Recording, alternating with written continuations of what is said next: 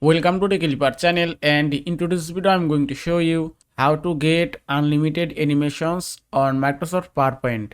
Now the first thing you have to do is open up your PowerPoint. After that, open any document.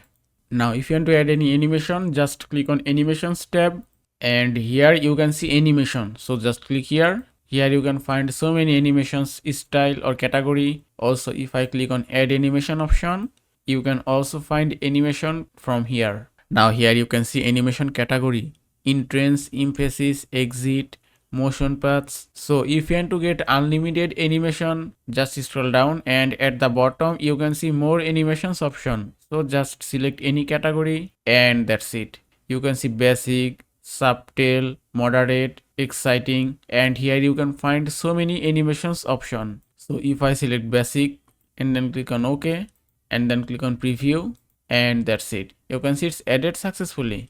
And that is how you can get unlimited animations on Microsoft PowerPoint. I hope this video was helpful. If it was, please give it a thumbs up and don't forget to subscribe.